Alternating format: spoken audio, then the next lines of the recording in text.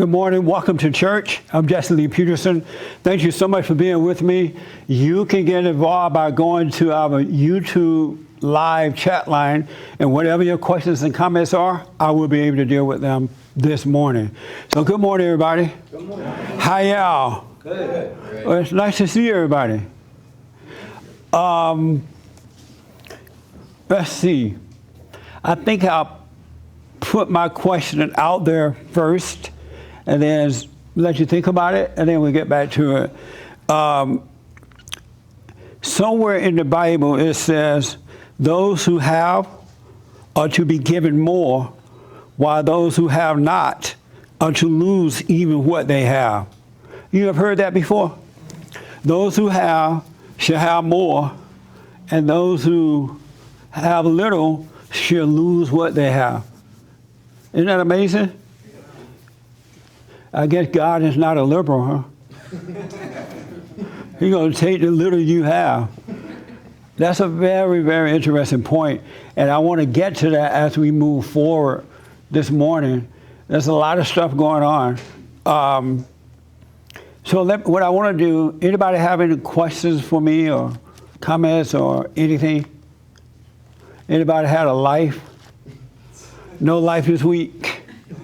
No challenges, no overcomers, no nothing, huh? You had one? Yeah, I've been overcoming my mom every day. Overcoming your mother? Yeah. Like how? Well, she would tell me that I didn't do anything wrong, and she'll get at me, and then I'll just laugh at her, and then she'll just say, "Why are you laughing at me? You don't value my opinion or my things anymore." So you don't value. Yeah. Well, that's good. How old are you now? 27. Oh, so you're finally growing up. I'm waiting until I'm out of the house and gone. That's right. A man has no business living at home after 18. Every man that's at home from 18, unless there's a total, absolute, devastating emergency. Other than that, every man that's at home after 18 is a girl. So let me say that again. Every man that's living with his mother from 18 on is a girl. I happen to know there are men living with their mother, they're 50 years old. I'm dealing with a guy right now who is 59, and he's still living with his mother.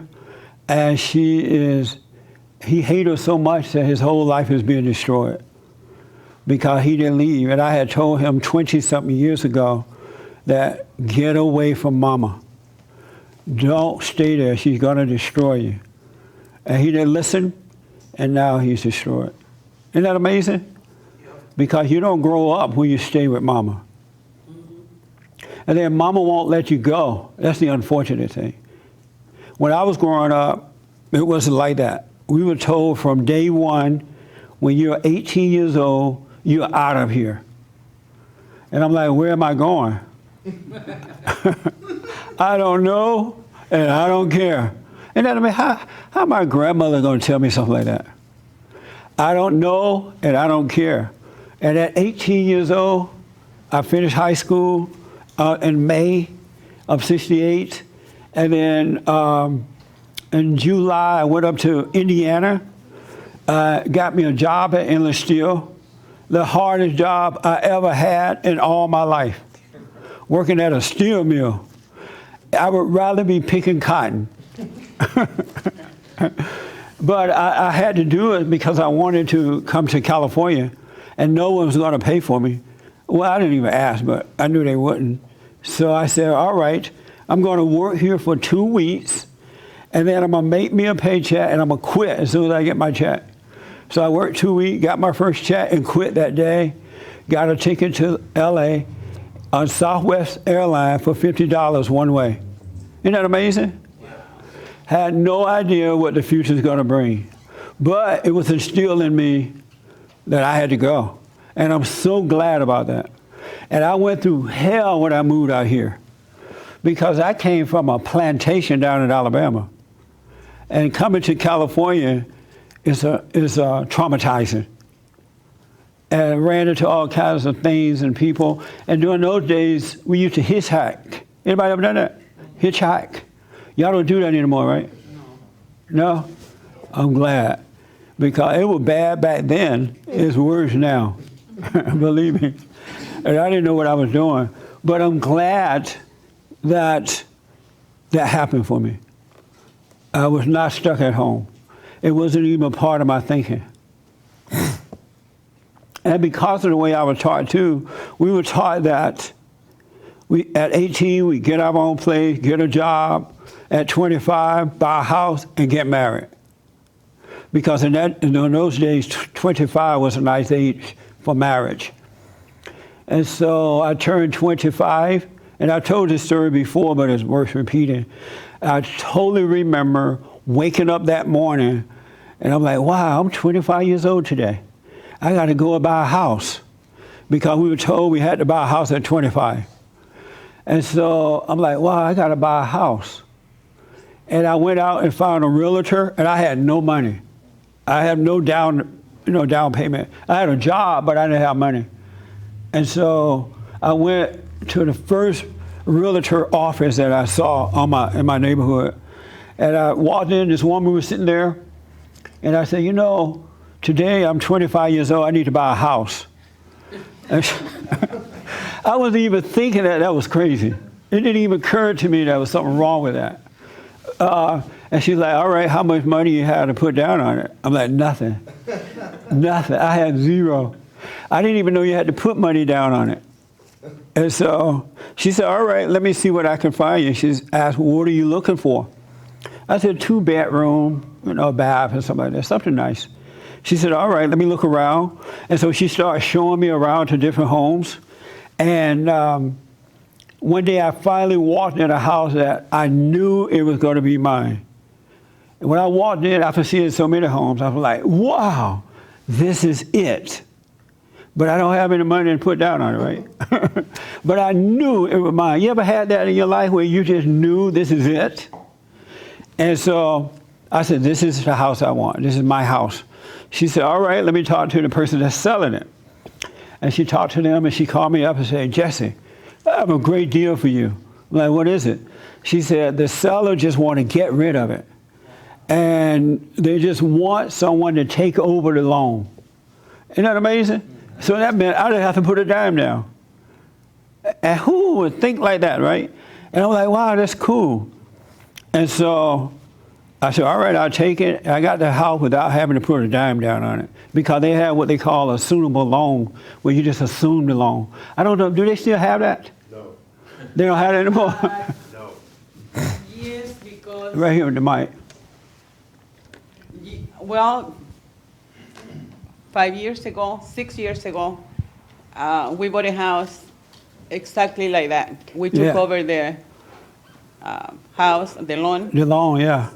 from somebody that really wanted just to get rid of the house. We gave a good down payment, Yeah. but that money never went into the loan. That money went for them.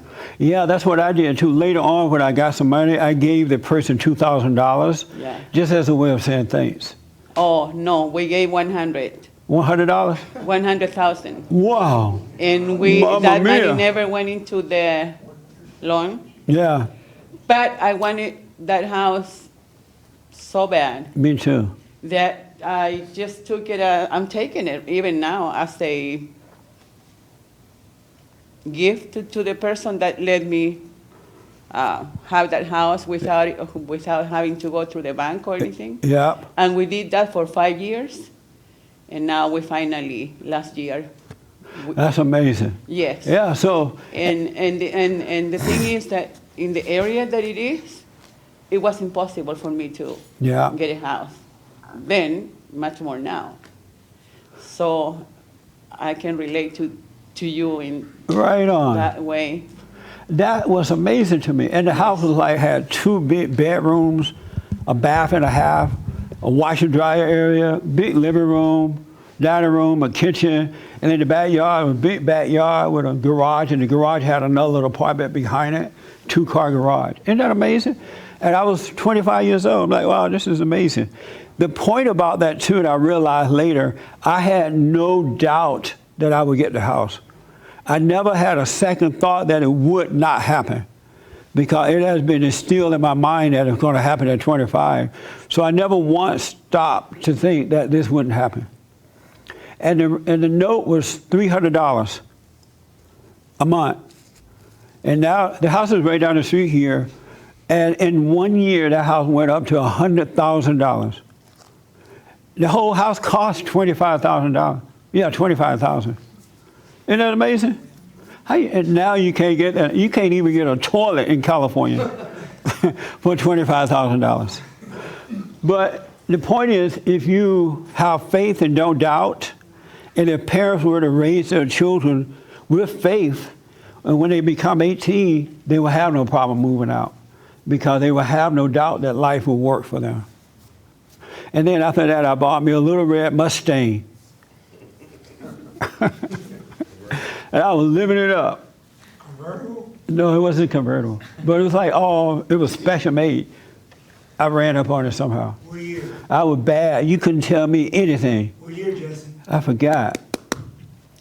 Okay. Oh, let me take here first, and then I'll come to that. Did you have your hand?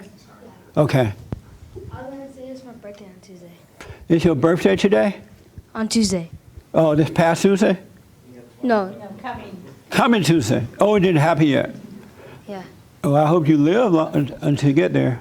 All right, we'll get to that in a minute. How old are you now? I'm gonna be 11. I'm 10. How old are you today? 10. Oh, okay. We'll get to it. All right. Yes. A few questions. Optic 1147 is asking, is it just as bad living with your dad when you're 18 plus? That's a good question. If dad is not a mama, if he's not catering to you, if he's making you pay rent, share the bills, and then knowing that you're going to be out anytime soon, it's really best to be on your own as an 18-year-old man and up, because you got to face the challenges of life in order to grow up. If you're not out there having to pay your own rent, your utilities, your car note, and your drugs, your marijuana, then you won't grow up. So if he's living there and he's not being catered to, it could work for a while. That leads me to Moxie Girl, who asks, what about girls? Can dads act like mothers and do the same thing and ruin the lives of kids? Yes, absolutely. There are a lot of fathers today. It's abnormal, but there are a lot of men who act just like a mama. They spoil their kids. They cater to them. They don't make them be responsible while growing up. And if you have a father like that, when you turn 18, get out. Whether you're a guy or a girl, hurry up and get out, because your life will be destroyed. It really will. Moxie Girl is also asking, why is it worse for a boy to stay at home? Does it affect boys and girls differently? It does, because the man is the head of the wife. And if the head doesn't get out and deal with life, deal with challenges, if he should get married, he's going to let his family down, because he doesn't know, he hasn't grown up, he hasn't matured, and challenges causes us to mature. And so when a man get married, he should be ready to spiritually protect his family and financially take care of them. But if he hasn't gotten out at home, he's not able to do it. And in the good old days, when boys were boys and men were men, a woman would normally wait until she's married to leave home. And that way, it's like from your father to your husband kind of thing. But that's been taken away now and presented as a negative. And so if a woman has to, she doesn't have a husband, she should deal with life in the same way that a guy does. Do not have anger, and just go out there and live your life and grow up. Audrey is saying, yes, I love my dad, but he's just like an emotional woman. Well, she needs to run. Are you living with him? Is she living with him? Well, she'll take a sec to answer. So what? She'll take a sec to answer. Yeah, I want to know if she's living with him. Who had a father that was like a woman? like a mother. Oh, okay. Let's go here first. How is your father like a mother? He's extremely emotional and sensitive. Emotional and sensitive. Wow. Emotional and sensitive. Have you told him that? Speak right into the microphone. Kind of, sort of, not exactly, because he'll get emotional and sensitive if I tell him. So how old are you? 20? I'm 20. 20. What is it like being a girl seeing your father be like a woman? It's like unattractive. Like, it's just like, it's sad. It's kind of pathetic in a way. It sure is. But you need to tell him. But don't be try. angry at him. You just say, you know what, Dad or Father, whatever you call him, I already have a mother. I need a father. And you act like a mother. And it's sad, it's disappointing. And can you get over that? I need a man in my life. I need a father. Will you tell him? Yeah. Can you bring the mic up here? Yes. Are you angry at him for being that way? I used to be. I try not to be anymore. But it still happens sometimes? Yeah. Yeah. He can't help it. His mother did that to him. He doesn't want to be that way, but he cannot help it. He resents his mother, and as you know, you become like what you resent or who you resent. So he has her identity, not his identity. Men have women identity, their mother's identity, and they don't know it because that's the only thing they remember. They forgot what they were like when they were first born, right? And so they have their mother's identity, but they don't realize that that's her personality. So your father don't know it. But you should tell him, but don't be mad at him. If he could do better, he would. James, didn't we see a report from Princeton about what happens to children when they don't have a father? What was that report? Yeah, there was a report, I think it was from Princeton University, that kids, especially boys, are affected badly when the father is not there, whether it's divorce, death, incarceration, whatever. It really affects them even like down to the cellular level. Like there's this layer of defense around one of the things in the cells that gets a lot thinner, and in boys as young as like 9 years old. Isn't that amazing? When you don't have a father, it affects your cells. That's how serious it is to have a father. It affects everything about it. It affects the way you think, the way you see things. That's why you have so many mentally ill people walking around now. No fathers. Because it affects everything about you. It literally turns you away from God, men and women.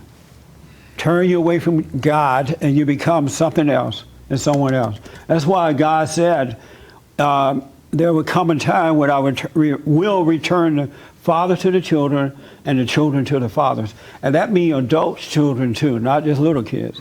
We got salvation is about a return to the Father. You got to love your earthly father, because if you don't love your earthly father, you can't love God. How can you say you love God who you've never seen and hate your earthly father? The Father represents God on earth. And life is so easy once you return. It really is. Everything else will be fine once you return to your Father, meaning don't hate him. And then you can live. Let me take right here first, and then I'll come back to you. I forgot, what was my question? And you raised your hand for? Something about the father. What? Something about the father. Yeah. What did I ask about the Father? I don't remember. What was I asked when you answered? Oh, yeah. Your father, you raised your father's like a yeah. mother? Sometimes. Sometimes. Have you told him that? No. Why not? It's just never occurred to me. To tell him? Mm-hmm. God said that when you have problem with your fellow man, whether it's our parent or whomever, go to them and forgive them. So you need to talk to your father and just let him know, I needed you to be a father and not a mother. I have a mother, I needed a father. Because he can't help it. And once you let it go, then you can live as well. Mm-hmm. they really can't help it. They must be born again. Isn't that amazing? Yep. Will you talk to him? I will. You will? You let me know? All Sure. right. Okay. Yes, James, and then Frankie. Okay, FYI, this woman, Audrey, she does not live with her father. She lives with her husband. She's married. Oh, good. And is her husband like her father? I don't know. We'll hear back. But she says that she and her sister joked that he was worse than the women in their home. Yeah. When I was growing up, my grandfather and grandmother raised me for the most part. I don't ever remember my grandfather acting like a woman. You just knew he was a man. And when you were around him, there was a sense of feeling safe without thinking about feeling safe. He wasn't edgy and emotional. He wasn't a drunk or alcoholic or a drug addict. You know, he took care of business. And you just felt, I never did know my grandfather's folks. I've not met anybody on his side of the family. I don't know where he came from. I was telling my workers that one day, I don't know where my grandfather came from. Because he never talked about his family, as far as I know. None of his family members ever came over to the plantation to visit us. He just seemed happy with us. So when God said, get married, take your family and leave mama, he took that one for real. He went and created his own family. So I don't remember him having a family. Isn't that amazing? That way his mother couldn't get involved with the relationship. How do you feel about your mother?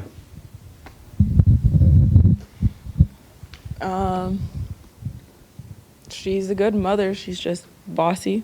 I can't hear you. She can be bossy sometimes. Bossy. Yeah. That's not good. Or more pushy than bossy. Pushy. That's not good either. Have you told her to back off yet? Multiple times. And she won't? No, she listens now. Oh, she does now? Yeah. So you came here to thank me for that? Kind of, yeah. Yeah. And so how has she backed off a little? She doesn't do what now? Like when she gives me advice, I'll take it and I'll listen, but she doesn't. It used to be repetitive. Sorry, I need to do this. You need to do this. You need to go to church, do this and whatnot. And or like whenever we'd have a conversation and I went to her for advice, it would always just be straight out of the Bible, like religious advice. Oh, that's the worst kind. It's like I appreciate it, but at the same scripture time, like just talk to me as a person. You're like, Mama, I don't want the Bible. Yeah. I just want to know how to walk down the road. Exactly. Well, Mama, I want to go down to the store. How do I get there? Yeah. And what the scripture said, take that straight and narrow path. Don't look to the left or to the right. I totally understand that. Mm-hmm. How do you see that now? What do you mean? You realize that she was just trying to help you? Oh yeah, in the best way that she knew how? never saw it as her like being like mean or anything. Yeah. It's just whatever worked for her, she wants like it to work for me. Right. So she'd just be pushy about it. Yeah. But it was like, I'm my own person, so. Yep. Yeah. Have you forgiven her for that? Yeah. Oh, good. Are you dating? Kind of. You're dating him? Yeah. That's your boyfriend? Yeah. Wow. You've been acting all innocent. I didn't know you had a girlfriend. I was wondering why he was sitting next to you. What's your first name again? Khalid. Khalid, you have a girlfriend? Sir, yes, sir. And how did you get one? God. Who? God. God? Through his blessing. Don't be blaming that on God. No, I'm kidding. Sometimes I don't. Yeah. Let him have the mic for a minute. So what is it like to be dating? It's difficult, but sometimes, it gets rough, but it's always worth it in the end, at the end of the day. And it get rough in what way? How old are you? 25. 25, okay. Nice age. Yeah. And how's it rough? Just, outside influences, basically. Like who? Not specifically who, but just random things that challenged a relationship that I feel shouldn't. Yeah. And I also understand her point and where she comes from, so I don't try to get mad or Yeah. push her to the side or anything. I don't try to just Is the end mic it. okay with him, Jay? I think it's fine. Oh, okay.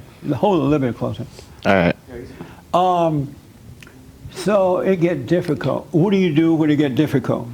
I try to continuously communicate. Yeah. You know, sometimes we both need our space, so we'll take our time out and then come back and talk about it later. Yeah. It's going to get worse when you get married. You ain't seen nothing yet. You're going to be asking God for those days when you were dating. You're like, Lord, I thought those days was bad. Could I have them back? You haven't seen nothing. Well, at least both of you guys are good people. And that helps. Thank you. Yeah, that helps. And no sex. Crickets. What? Yes. Oh, okay. I'm serious. If you really want this thing to work well, you got to stay away from sex and really get to know each other and work out all those, home issues that both of you have with the parents and stuff. And then when you get married, you have a better chance. And that's exactly what we're doing right now. Yeah, get over all the anger and stuff like that. So when you get married, you don't have to fight all the time, and she'll be willing to follow you and do what's right, and your children won't have to suffer like that. Believe me, wait for that. All right? It's not worth it. That makes sense? Yes, sir. And now that I know you, I'll kill you anyway. Because you know better now. That's a sin. So what? I said, that's a sin. That's right. That's right. You don't want to sin. But you got to forgive your parents. And I know you're working on that with your father and stuff. Yeah. Once you let all that go, if someone had told me that before I started dating, I would have had a better dating life. But I was dating with anger. The girls that I was dating were dating with anger. We both were looking for love because we had the anger. And when we got together, it worked out wrong. Because no one said you need to drop the anger. Right. All right? Well, that's good. You got a good man. You like him? Yeah. Let her have the mic. You like him? I love him. Oh. I'm sorry. And what do you love about him? Oh God. Like everything. I can't even. You can tell the truth because I know him. I'm his trainer. He's a good listener for once. He stresses communication, Yeah. which I've never had before. Like usually when I get mad, like I just want my space. Yeah. And I say like bye, like don't talk to me. But he stresses communication a lot. Yep. So that's the main thing. That's cool. He's a good listener. He just makes me happy. He's an honest guy, I'm telling you. Yeah. He's really growing up really fast. And so right on. That's nice. I'll do you guys a wedding when you're ready. All right, let me know. Oh. You're already pushing them. That's right. That's cool. Yes, Frankie. I'm sorry? It passed? Oh, okay. Yes, James. And I want to get back to this question that I asked. Okay, a few things. So, Let me just say this. I wish that there was somehow in my power that I could take the anger away from you. If you let all the anger go, life changes just like that. You start to see. There was a guy called my radio show last week, and he said that I had talked to him like a week prior, so I told him to do my silent prayer. I said, do the silent prayer for a week, and then call me back and let me know what you think. And he called up and he's like, wow, I did the silent prayer, and I can now see. And I see from within in a way that I've never seen before. I can see. And he's like, I'm trying to tell everybody about it, but there are no words to express what I want to tell you, tell them. And I totally understand that. Because when I asked God to let me see, I did not know that you could see from within, that within us, the kingdom of heaven is there, that the light is there to guide us. So I'm sitting there wanting to know the truth, and all of a sudden he allowed me to see, and it was amazing, because I didn't know that you could see that way. And he took away my anger, and my whole world just switched. It just started to change. And I started to go back to my father rather than away from him looking for answers. And that's all you need. If you can let the anger go and just live free, everything starts to change. You're back home with your father. He's taking care of you. You know it, and you never have to worry.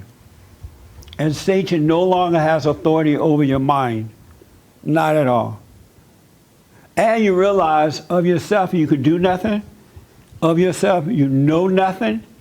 That's why you're supposed to just live without thinking that you know what to do. Trusting your ego, which is the nature of Satan.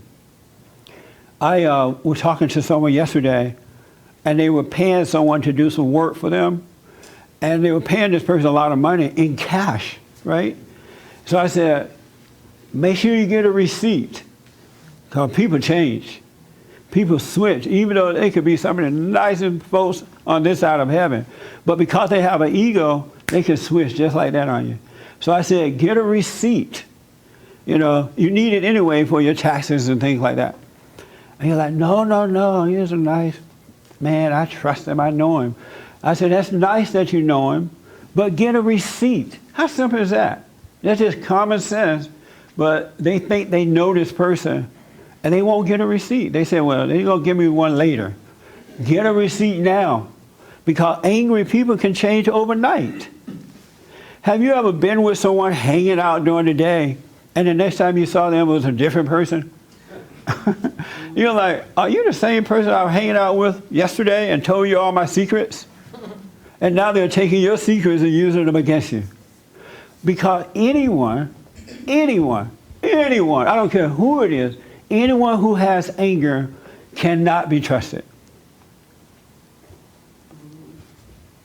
It could be your daddy, your mama, your brother, your sister, your friend, your husband, your wife, your children, the cat, the dog.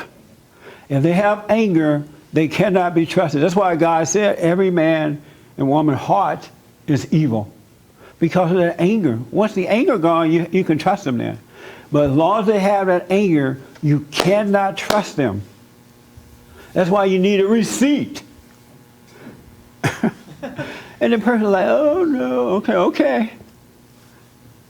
But you can't trust an angry person. Anybody disagree with that? What do you think about that, Ed?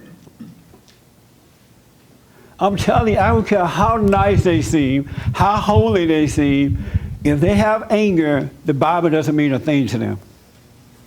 It's out the window. Yes. I think if you've lived long enough, you see it all the time. Yes.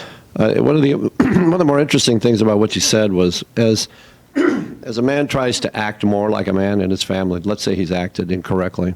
In my case, my dad was very emotional, very strong character, very successful guy, but there were sides of him which were, I felt were somewhat unsuitable. And so I took that role into the marriage. Yeah. And not knowing that's what I was doing. It took a long time to pull out of that. But one of the interesting things about it, because you build a life, you build a career, you build an ego, it feels like war when you try to change all that. Yeah. Because everything you've built starts to fall apart. And you have to deal with that. It is simple, but not easy. And there's things you got to do, but it's really hard to pull away from everything you built that essentially is wrong. Yeah, that's right. On the other hand, if you stay in that direction, something will happen that is so painful that it'll tear it all down for you. And a woman can smell a man who is faking it. Yeah. I don't care how macho you act, how many muscles you have, how much money you have, how tough you pretend to be. A woman can see that you're weak, just like that. And she would go, all right, yeah, you all man. Yeah, you the man. And furthermore, power is and as soon as she gets you, all hell breaks loose. Right. And you're like, I thought I was the man. And she's like, yeah, I'll let you think that. A woman can smell a weak man or a man who is faking it a mile away. When you walk into the club, she sit at the bar drinking. You walk in, she look around, oh, okay, that's a phony. He gonna pay for my drinks tonight. Yeah, and then she go, hey, you're so handsome. Yeah, you smart. And you paying for all the drinks. So Thinking that Jesse, you're a man. that is so true. Yeah. I'm in sales, and if I make a sales call with a woman as a sales partner, Yeah. they can tell the guy who is nothing. I mean, they'll fool me. Yeah. And I have brought a woman manager along, and they'll be, oh no, this guy doesn't have any money. He's not going to spend any money. Yeah. And I'm like, no, he's got all this. No, I mean, They 30 know. seconds. It's really For fast. some it's reason, funny they to can watch. smell weakness a mile away. And they'll have you doing everything that you thought you would never do for a woman. I have heard some horror stories. And some of these things that I hear that guys do for women, I'm thinking, what's wrong? Even in my worst state of mind, there were some things I just knew not to do. But these guys don't know anymore. They do things for women that I don't even know how they think a woman would want them, because the woman know that this is weak, but they're doing it and I don't know what they're thinking. I hear stories that, and I've said this before, any man that spends his money on a girlfriend got issues. She's not your wife. You don't know what's gonna happen in a relationship. But these guys dump money on women like it's a bank, investment firm or something. They buy clothes, apartment, trips, what? Who said that? Food. They take them to the most expensive restaurant. I broke up with a girl once because she asked me for a quarter. She asked me for 25 cents. I was in the 12th grade. And she wanted to buy some bubble gum, because at that time, bubble gum in the machine was 25 cents. You remember the bubble gum, the blue, the purple, and all that? And so we were dating, have been dating for a while until she's like, Jesse, can you give me a quarter to buy bubble gum? I'm like, no, why are you asking me for money? And I broke up with her that very same day, 'cause I thought she wanted me for my money. And I probably didn't have more than 50 cents. But that just was a no-no. But not today. Men spend money on girlfriends like they are married. How do you think a woman's gonna fall in love with you and you're treating her like she's on welfare? You're doing everything for her. She just become a patient. Isn't that true? I don't know where that came from. Is someone out there teaching that? Let me take here. I want to know if there's a school or your mama or somebody told you to do it. Where did that come from? It's kind of the prevailing kind of custom these days, in society. That Prevailing custom? Yeah. To spend your money on your girlfriend? Yeah, it's a whole give and take system now, because it's very transactional what's happening out there in terms of dating, and so it's kind of like what you say. They're like real professionals, and I'm not talking about prostitutes, but they're professionals, and they understand who's in the room, and they can smell a person, a man who appears and is trying to portray success and all these things, but they can smell that it's all fake and unreal, and they play these guys like absolute professionals. And I've seen a massive amount of it in Los Angeles, and I just saw somebody break up a marriage with a man because she played that whole weak side to him, and he literally just bought a house with her after 8 weeks of knowing her, and it plays out regularly. She checks his phone every day without him knowing. She is a professional. She knows everything about the guy. But with the guys, are the parents teaching them while growing up, here's how you treat a woman? Yes. Spend your money on her? Yes, these mothers are teaching their daughters how to do this. This particular person, the mom at the age of 16, told her daughter to start dating a 69-year-old man and a very rich man. So she started really young. And when you meet her, she got her master's, so it's not like just apparent that she's a professional because she's got some other things going on. She speaks other languages, she's traveled 120 countries, and so there's a lot of professionals out there.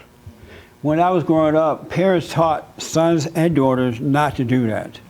They taught girls, don't take money from guys because those guys want something from you. Pretty much sex, right? And so they taught girls not to take money from boyfriends because that's not your husband. But that doesn't happen anymore. I want to tell you guys to go cheap. Stop spending your money on girlfriends. They don't like you. They don't respect you when you do that. They'll play the game for you until they get you or until all your money run out. And then they're going to go for the next guy with the money. Don't spend your money. And ladies, don't take money from guys. It's all right. You want to go to McDonald's once in a while, Jack in the Box. But it's not going to work like that. There's nothing to respect when you're weak like that. Dating is about getting to know each other, to respect each other. Both parties are independent, and you're just kind of getting to know each other. And then one day you realize, oh yeah, this is the woman I want, or this is the man I want. And then you come together, you buy a cheap house, and you still don't waste money. But you definitely don't waste money on a person you're dating. It's not even logical. But the guy be grinning and spending money. It's crazy. Cut it out. Have you ever done that? Why not? He said no. Why not? Because I don't let women take over me, for one. Oh, good. And I was homeless. My wife, well, not homeless. I lived with my mother, but didn't have a job. And she went with me to pick up cans because I didn't know any other way to get any money besides doing that, or I ain't committing no felonies. This your mother here? Yeah. That's your mother? Yeah. Wow.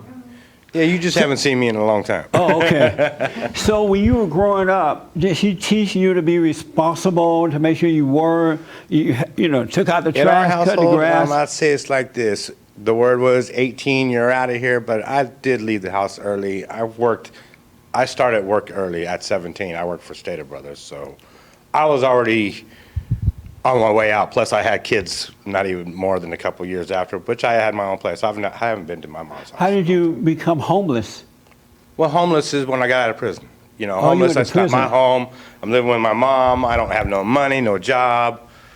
At that time, when I got out of prison, my wife that I'm with now met me 2 months after, and she went and walked with me and picked up cans and to help get money, which we built a business. And you wouldn't have known how to do that on your own?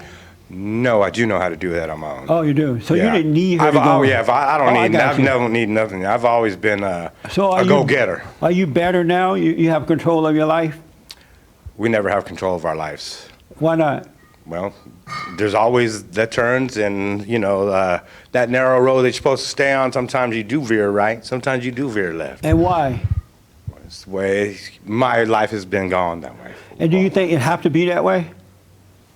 I'm always working on changing it. And do you want it to change today, just like that? It's so easy. Every day's a change. Every day I work on change. I know, but you just need one moment and it'll change just like that. Well, sometimes this is the moments too. Just right here, being here, listening to the word of how you were saying about fathers being weak. Like my father, he was a very strong man, but he's a weak man. He never taught me anything. I was taught by other men, which were my bosses, from jobs that I worked, how to work, how to be looking at them, how to be in this world of men, because I work with men. I work with big businessmen, and I work a very hard job. The one thing I want to say about that, another man can't show you how to be a man. A woman can't show you how to be a man. And I know that's a popular saying right now. Well, I let my kids hang out with my brothers, or I let them hang out with my uncles. But nobody can show you how to be a man. And anybody disagree with that? I do. You do? And why? Because if that's not the case, I mean, by looking at this man and over here and seeing how he is and seeing how your father was, he's also a father figure. You know what I Who? mean? Any man that could be Who is a that father figure? I'm saying, like, if Did you say this man? I'm just saying in general, just throwing it out. You know, I'm pointing You it got out. him fooled. Yeah, you got him fooled, huh? But as he acts as a man in the world, you can relate that. Hey, that's what a man's supposed to be like. Not true. Well, Wow, this is you so didn't bring it good. with your father. I I mean, just- how'd you become the man that you are today? Then? Good question. Because But I'm let working me on ask it. this young man, then, because of time. It's hard to be a man. It's hard to be a man? And why is it hard to be a man? It's hard to be a man because it's hard to be a man in this world because of all the, hey, women are more manly than men already. Let They me got talk- more power. It's a crazy world. Man has been beaten down by women. That's because men are weak. We give them the power. A woman cannot beat me down. Well, No, when I was weak. Well, you need to come to my neighborhood and you'll see a woman beat you down. And she show you how strong she can be. They're not, though. Any You can only man- top this. Any man that think that a woman is strong is a weak man. So that's why he think the woman is strong. Well, you can't let the women. Well, I understand that. Yeah. No, but I'm saying if you look at, like, you live long enough, you'll see all this. But it's all fake. Oh, it's not real. of course. The whole world's fake. So let me ask, is it on? So can a man teach you to be a man? I think being around you can learn, and the same way they can screw you up too. Good men you can learn how to be a good man from a good man, and you can get screwed Man, up. this is so good. But So you're being saying, around- yes, a man can teach you to be a man. I think so. Okay. James, what'd you say to that? James is my producer. He knows everything. A man can set a nice example, but I don't think that you can really learn how to be a man. Let me ask the young lady in the beautiful blouse there. Can a man teach another man or boy how to be a man? I know I threw a really wrench don't in it when know. I said they can't, but before I said what I said, did you think that a man can teach another man how to be a man? They can be an example to the other person. But can they teach? The question is, can a man teach another man how to be a man? Yes and no. Yes and no. What does that mean? Well, because they can be an example for the other person, but sometimes themselves, they might have a problem Yeah. inside that they're going to give that problem to the Yes. other person, That's right. discuss it to the other person. Yeah. But I have a question for you. Yes. You Hold the mic to you. have been talking about how it is to be without a father. Yes. But I would like to know how will it will be to be without a mother, That's a good question. because I have a very close situation that it happened that I wasn't around, not because I wanted to, but I had to, Right. and so I would like to know that side. When see, there's a spiritual order to life, and that order is God in Christ, Christ in man, man over woman, and woman over children. And so the parents represent what is right to the children. And when you're not there, the kids, that is missing in their lives. They miss that spirit of your spirit. And so Satan, when they miss it, they become angry. And Satan starts to tell them, you didn't love them. You know, she walked out on you. She was no good. Then they become angry at you. And then that's when all the trouble really starts. But if the father said, you know, don't be angry at your mother. She loved you. She couldn't help it. She had to do what she's doing. The kid will have some understanding in that you didn't walk out on them. And that you did love them, but your situation called for something else. Yeah, but in my case, my two children now they are almost 40, 38, 39, and they were very upset with me. Yeah. They didn't want nothing to do with me, but now they kind of come around, but they're very, very mad at me their father, Yeah. and everybody around. Have you apologized? Have Oh, you yeah. apologized to them? Well, let them know the situation, and let them know you understand why they're angry. But for their soul's sake, they need to forgive you so that they could be free. Then they'll get over that anger. But I think they have forgiven me, and they do understand now why I did what I did. Right. But they are very angry. Are you Not able to at bring me. them in for counseling? Huh? Can you bring them down here for counseling? No, they don't want to. No, they don't want to listen to me or anybody else. Oh, they don't want, oh, I see. No, Well, they one- know it all. Yeah. They know it all. Well, all angry people think that they know it all. Oh yeah. So here's what I recommend. If you have gone to them and say, hey, I was wrong for leaving or whatever happened, I couldn't help it, I was wrong, I'm sorry, that's all you can do. Let them just suffer until they cry out to God. Uh-huh. There's nothing else you can do. Don't cater to them. Don't become weak with them. You know, once you admitted that you were wrong, that's all you can do. And just leave it alone, let them go suffer, and then at some point, hopefully, the pain will cause them to cry out to God, and then they can repent. And nothing else you can do. Okay. Leave them, let them go. So it affects a guy or. Yes, both, all kids, you know boys that- and girls. Oh, They okay. need both. Oh. Yeah. Oh, okay. That's why God ordered it that way. He has it set up. That's why you're supposed to get married.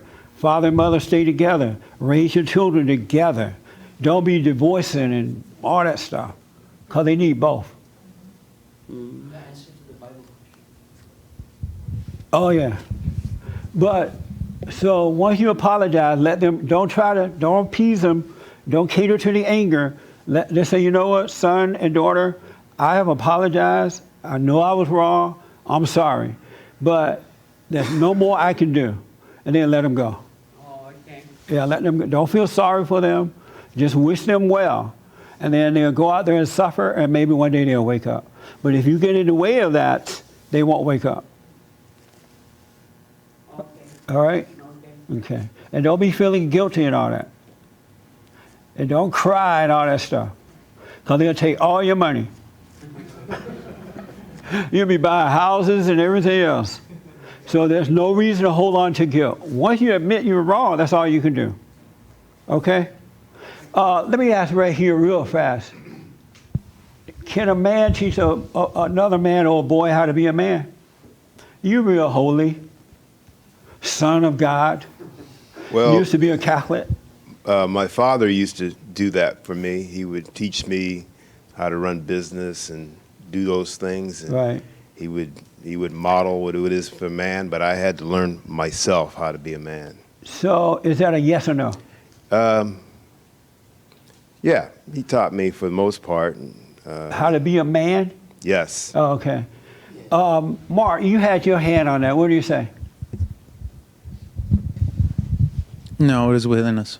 That's right. No man or woman can teach you how to be a man or a woman. It's inside. And so if you have a father and a mother who love God with all their heart, soul, and might, along with nothing else, well, you are the light of your family. And so the kids, they have that in them already, and which is the nature of God. And so your light only keep them in that straight and narrow path with the nature of God. But if your light goes out, then their light goes out too, so it's just all hell. Even with me, I don't see myself at all trying to teach nobody how to be a man or no one, because it's a nature, it's a foundation that you live from. It's not something you can teach, it's something you discover, you return to, and then you start to live off that foundation, which is the nature of God. Of ourselves, we can do nothing. And of ourselves, we know nothing. And so a good man will point you back to the God inside of you, men and women. And then you reconnect with that, and that's how you grow up as a man or a woman. It's spiritual, and no one can teach you that. It's spiritual. It's the nature of your Father that you want to return to. So now, a man or a woman can teach you how to build a house, how to pay your bills, how to whatever. But that's not teaching you how to be a man. You can teach an elephant to do that. A man is a man who loves what's right with all his heart, soul, and might, along with nothing else, and he's guided by that, which is the nature of God. But it sounds cute to say that. Oh, a man can teach you how to be a man, so I'm going to give you over to my uncle. But it's not true. Only growing in that nature to show you how to be a man. Okay, let me do this real fast. I saw Ed first and then here. Man, this time is going by. So that's an interesting point of view. If by 18 you're supposed to be gone and out of the house, at 18 there's still a whole lot to learn. And Right. you have to learn it on your own and Yes. look within. So that makes a lot of sense. That fits very well. You can be 40 years old or older and still be looking to dad for help Yeah. if you depend on that. So it does teach you to be independent if you look within yourself. But there is the advantage of having a good example from your Good dad. examples are good, but they have to be righteous examples. Right. That's Because a interesting. righteous man or woman don't want to have any control over you at all. They always want to point you back to your original foundation, because they know that hooking back up with your original nature before the fall, they know once you return to the Father, you'll be fine.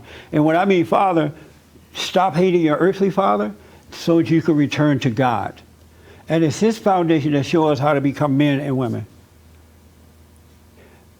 You can't do it. Of ourselves, we can do nothing.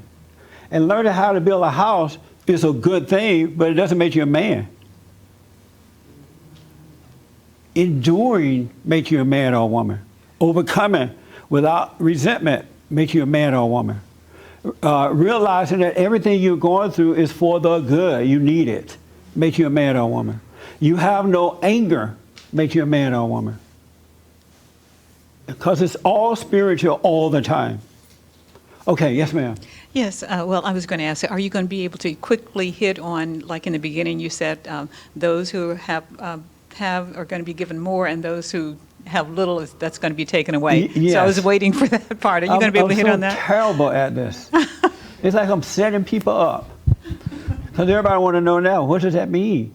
What does that mean, right? And unfortunately, I don't have time to tell you. It's 11:57. Those who have are to be given more, while those who have not are to lose even what they have. And that came from Matthew 13, chapter 13, and chapter 25. 13 is 10 through 14. 20, this is so good to you really want to know. Let me ask, what do you think it means? I don't know, but automatically when it's something off of Bible, I always think of it. It has nothing to do with the physical thing. It has nothing to do with riches. So for some reason, it's like my mind already automatically thinks like to have what, like what kind of spiritual things, you know? Like if somebody if my friend talk about having, not having, I'm thinking about money, riches. But if it's something is off the Bible, I'm thinking love, patience, like wisdom, you know, things like this. So okay. I don't know. All right. What do you think it means? I kind of agree. This is a good guy. I know he had trouble in the past, but I'm telling you, this guy is pretty cool. Because he's honest about becoming a man of God. I honestly. So stop hating him for his mistakes. All right? No. You're not dating him. You better not be. Okay, go ahead. I basically agree with him. It's more of a spiritual thing. Like, I don't remember exactly which part of the Bible it says right now, but it's about keeping your house clean. And those people who have those spiritual qualities will continue to grow off of them.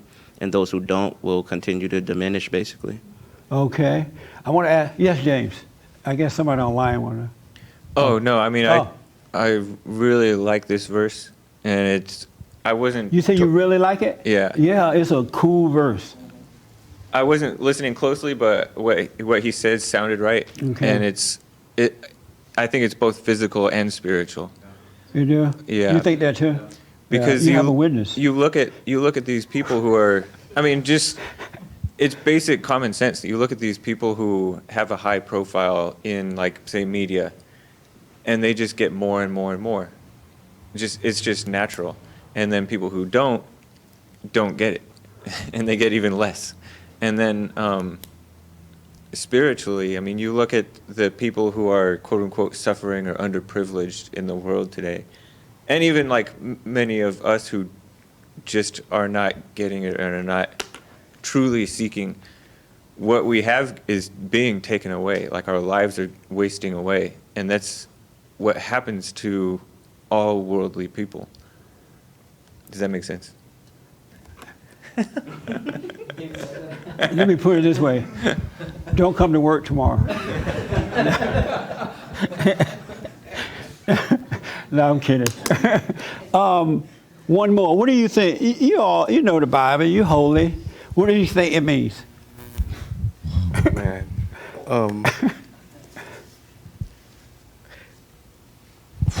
I don't know what it means, Jesse. Oh, okay. I'm sorry. But can I take a guess? Yes. Okay. I think it means those who have, they tend to hold on to that thing, so let them go. Let them be. Those who have not or are willing to maybe pursue God, let them release all those material things and pursue wisdom instead. That's just a guess. You know what's interesting about this verse is that it comes right after God talked about the 3 talents. Remember the talents? He gave one man 3, one man 2, and one man 1. And the one with the 3 and the 2 went out and made more. And when he came back, when the man returned, they had a profit from it, right? And then the one guy that had the 1 talent, he buried the money, the talent, in the ground. And so he told Jesus, well, you know what, or whomever, I put mine in the ground because I didn't want to lose it, and that's all you had, blah, blah, blah.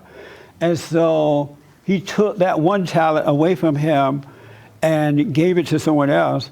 And then he said, cast this man into darkness.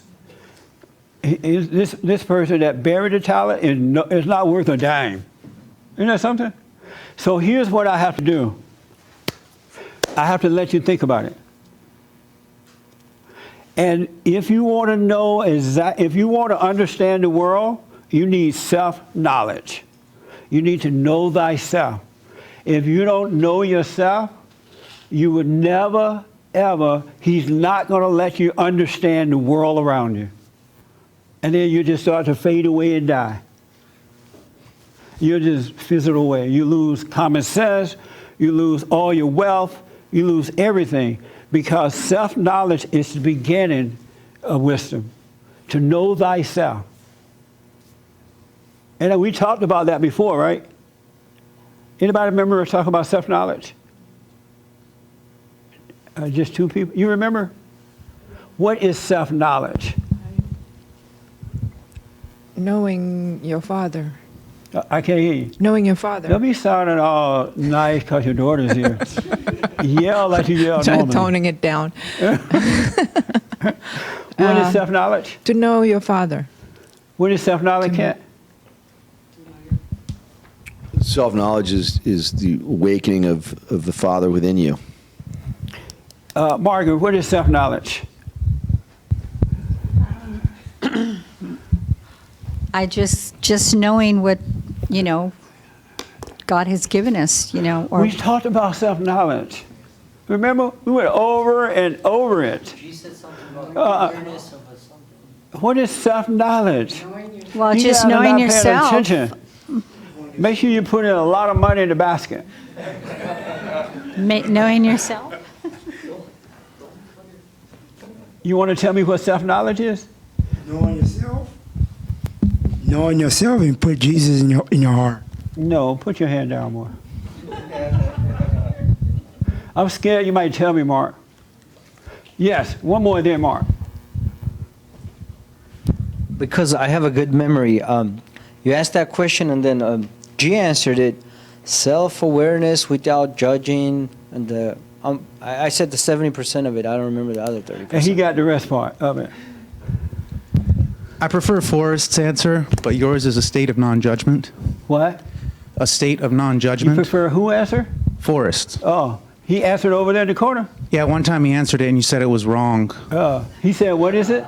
He said, looking at yourself with no evaluation. Oh, I don't even remember. Forrest had that kind of And you stuff. said it was wrong. It's a state of non-judgmental attention. You have to be able to see yourself from within without any opinion of it at all. Don't judge it as good or bad, and then you shall see the world around you. But if you don't see yourself as you truly are, without any opinion, you don't see the world around you. You think you do, but you don't see the depths of what's going on. A state of non-judgmental attention. See yourself for who you are, what's going on, without any opinion about it. And then you shall see the world. If you have any opinion about it, you're whistling away, you're dying away. And then all these things you shall know. Opinion about yourself? Yes. You know how inside there's a warfare going on between good and evil. A battle is happening, and it's not happening with the world in you, it's happening inside of you. And if you're able to watch that, even the darkness of it, without being angry about it, or without being happy about it, without having an opinion about it, then you shall see. And God He's working on your behalf, and He'll allow you to see everything that's going on around you in a way that you've never seen it. Except when you were a kid. Isn't that something? Yes. The first time. Yeah. I never knew that. Yeah. Because the preachers don't know, they're blind. Yeah. And because anytime you have an opinion about it, you're playing God. When you call yourself bad, when you call yourself good, you can see what's going on, you're angry about it, you are playing God, and God has nothing to do with you, and you're in darkness, fading away. You don't really, you think you see what's going on around you, and you don't. Isn't that good? Yeah. So here's what I want you to do. For 1 week, until next Sunday, I want you to have, develop or become aware of yourself, self-knowledge. And then we'll talk about this next week. If the Lord is willing and the creek don't rise. All right? Because just as He revealed to me, He will reveal to you if you keep your eyes on yourself and stop thinking you know what's right and what's wrong. No one knows unless it's revealed to us. All right? Thank you all for tuning in. And we need your support, your donations, your tithes and offering. Don't forget to get a copy of the antidote, Healing America from the Poison of Hate, Blame, and Victimhood. Also, I'm on TV now. Newsmax TV in over 40 million homes, Monday through Friday from 6 a.m. to 7 Pacific time, 9 to 10 Eastern time. Newsmax TV. Also, my radio show is on, so tune in. We provide counseling as well, anywhere in the world. Thank you all for coming too. I appreciate it a whole lot.